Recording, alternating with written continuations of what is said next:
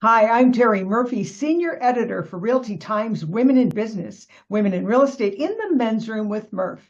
And today we have a fabulous woman in business. Her name is Karyn Buxman. She is an award-winning, globally recognized neurohumorist, big difference, thought leader and a speaker.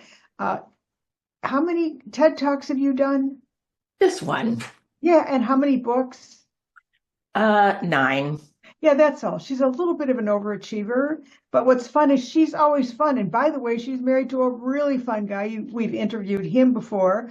1001 Ways to Be Romantic. Greg Godick. Yeah, there you go. And it's it's all about discovering the power of humor.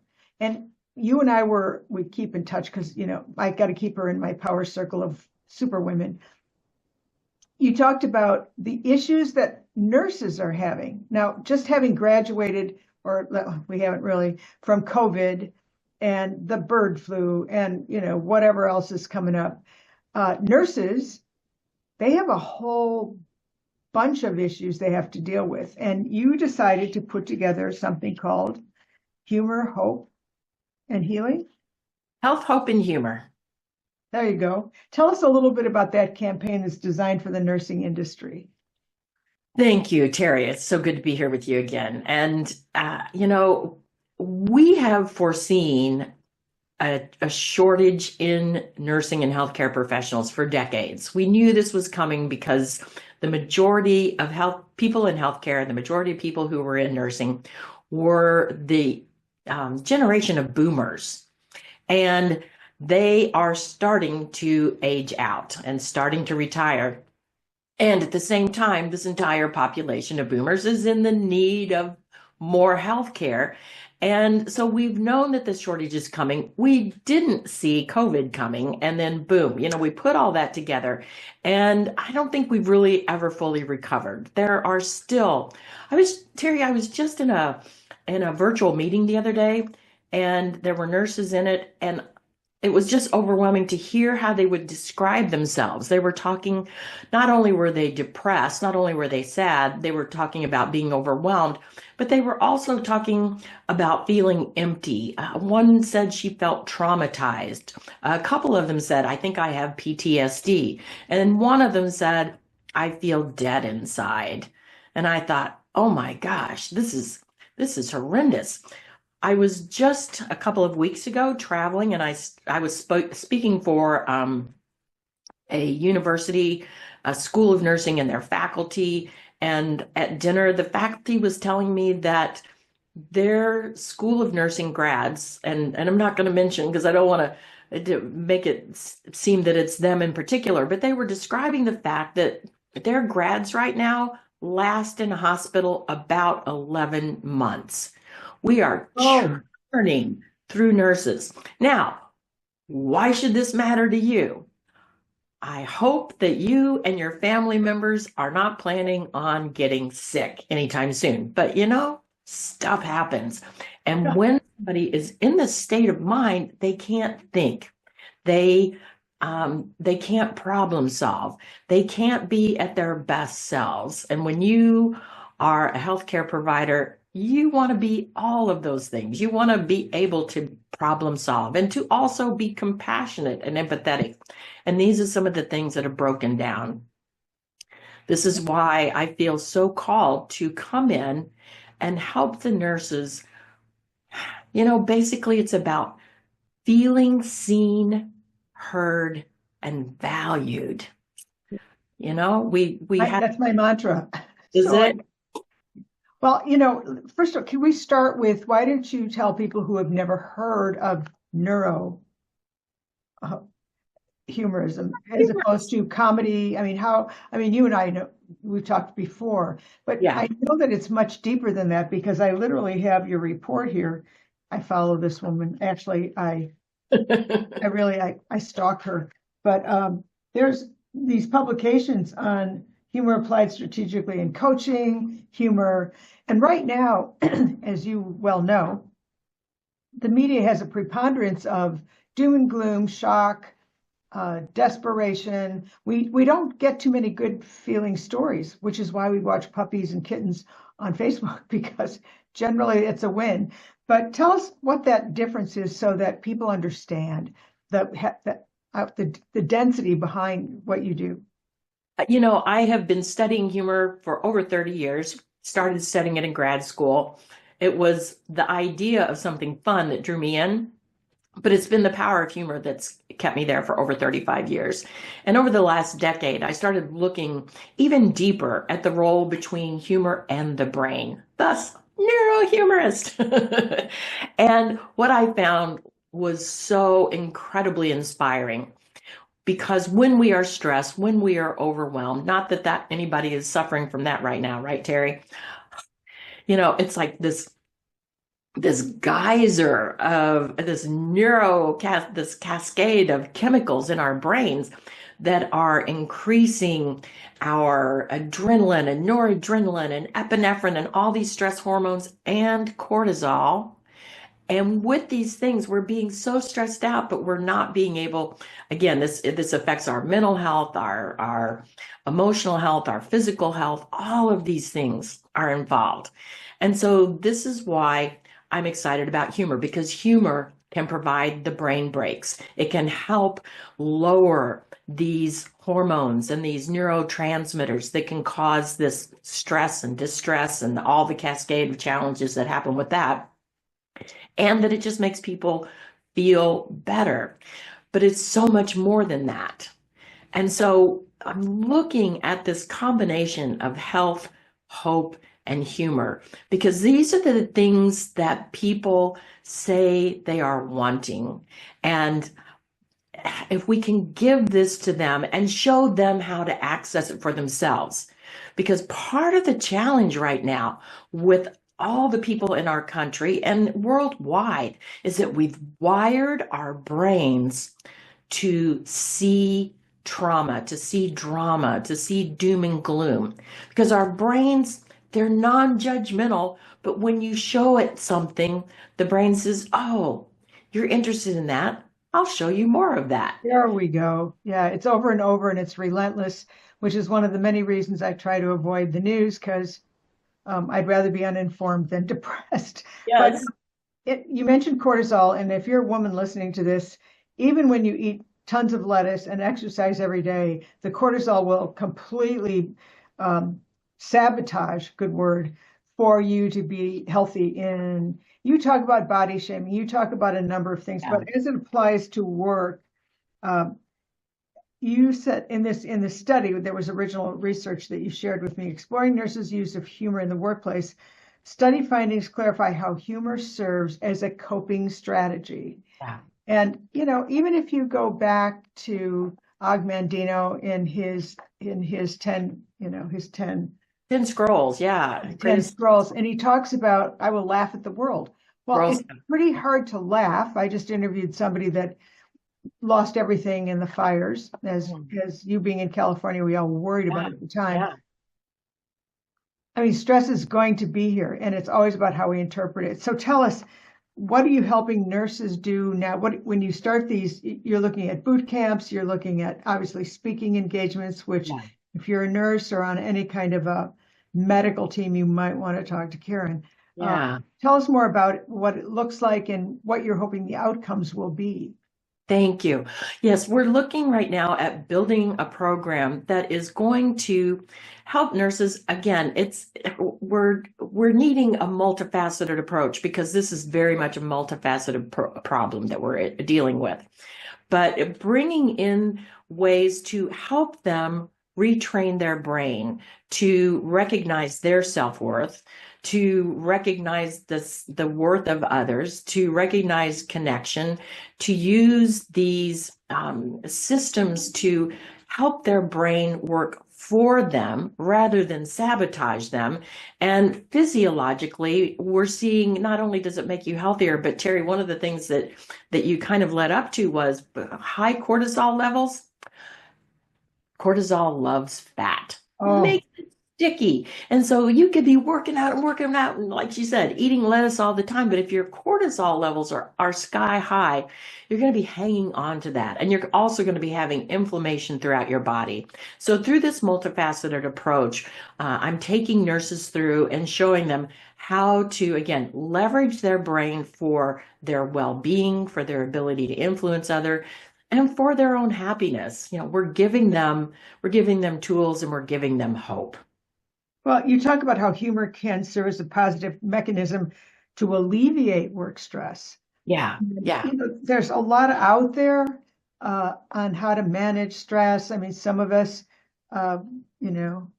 do things that aren't good for us. Exactly. Nobody's died from a cookie overdose. You know what I'm saying? But the problem is that it doesn't just go away just because you don't think about it. The stress stays in your system and it keeps compounding. And I think that's why and it's at a non-conscious level. We're not even aware of that constant pounding of the drum at this non-conscious level that's really keeping us wired all of the time. And so to help get a handle on that, and in terms of stress management, because a lot of times people think, oh, but this is too light, it's too foo-foo, it's too fluffy, because they mistake the purpose of humor is entertainment. And they think, oh, this is just about making people laugh. It's not about being funny. It couldn't be further from that. It's about leveraging humor so that you can be healthier, so you can be more influential. And real quickly, I've identified some ways that humor can help with stress management. Well, listen, I think everybody wants to know what they are, because at the end of the day, there's some sensitivity to it. There is some caution, but when it's used skillfully, in neurolinguistics, we call changing the frame. Yes. So it helps people allow the interrupt. I'm not trying to steal the thunder on neurolinguistics. Please. But when you interrupt the pattern, then guess what? The new stuff comes in, it reframes how you think. And we all know people like that. My sister Kathy, Debbie Downer. Yeah, I mean, so give us a couple of tips. Yeah. And then, of course, we have to have you on again, because as this develops, you're going to have even more information. But whether you're a nurse or not, whether you're a nurse, any kind of caretaker, if you're a mom, there's this consistent stress that you deal with every day. And you think it goes away when you fall asleep, and it doesn't. It shows up like a great big something in your life later. And you go like, where did that come from? Well, let me help you out. Okay, so go. Yes. Absolutely. 4 ways real quickly, and we're gonna have the nutshell version of this, because we'll expand on this in another time. But distract, relate, reframe, refuel. So sometimes distraction. Start with distract. That's perfect, because we have impaired attention, as you know. Oh, yeah.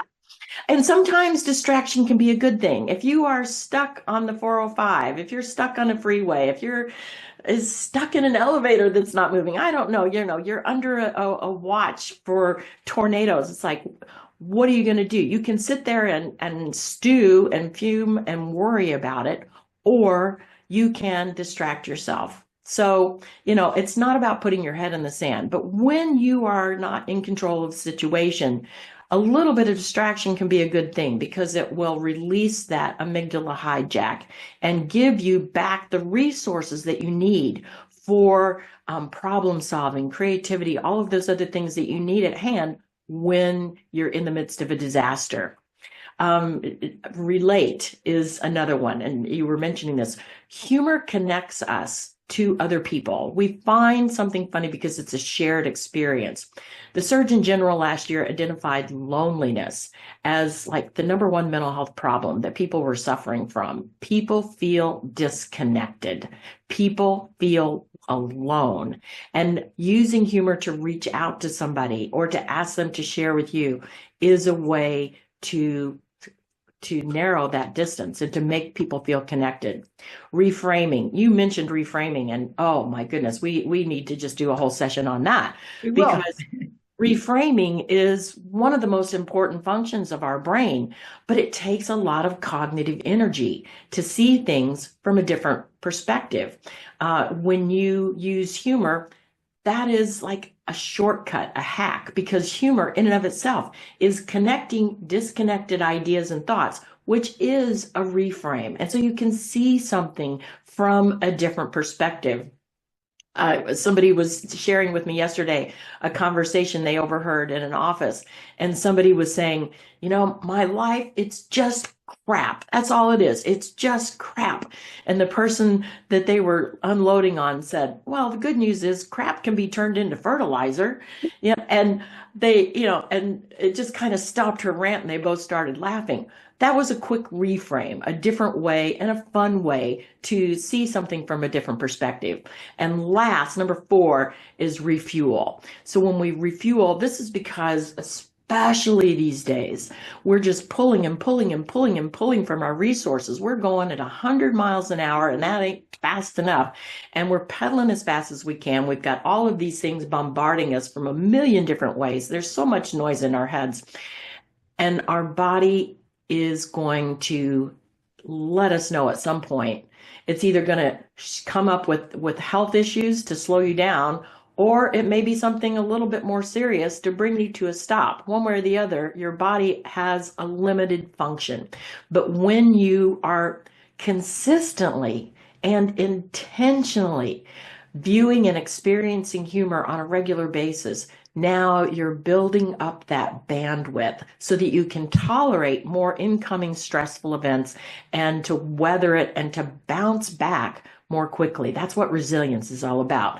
So those 4: distract, relate, reframe, refuel.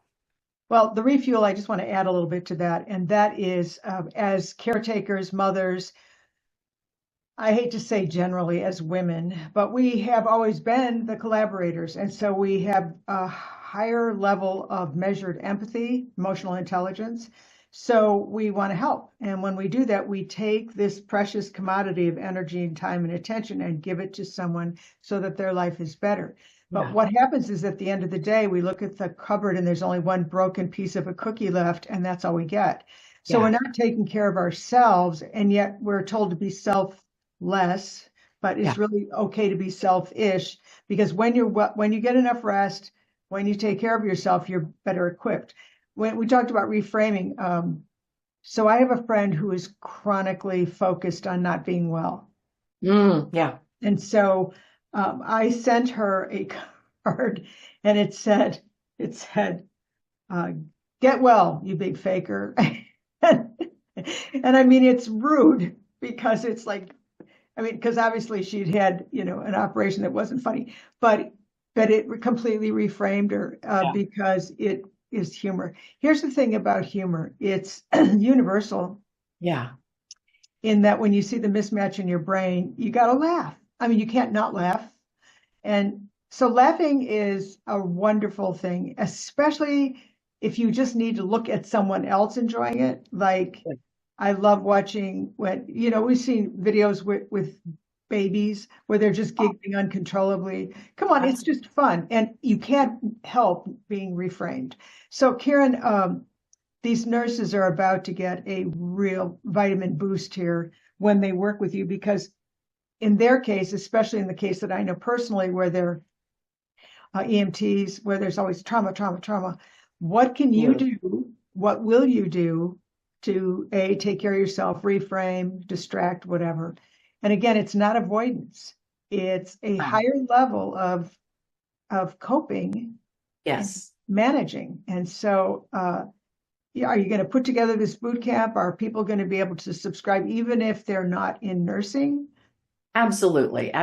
We have a couple of divisions. We have, a healthcare related, and then we have business and entrepreneurial also. And so, because this is not a situation that is just in healthcare. This is something that people are feeling across the board. There is so much noise in their heads. I actually have a speaking program called "Is the Noise in My Head Bothering You?" And it's about these very kinds of things and raising awareness is a part of this. Maybe if you want, we can put the link in the show notes, but I have an assessment that really uncovers a lot of these non-conscious thoughts. And just even having that awareness is a great first step. There's additional steps that I would love to help people take when they go through this. There you go. Yeah. Uh, I've surrendered my free will to the years of accumulated habits, and the past deeds of my life have already marked out a path which, get this, threatens to imprison my future.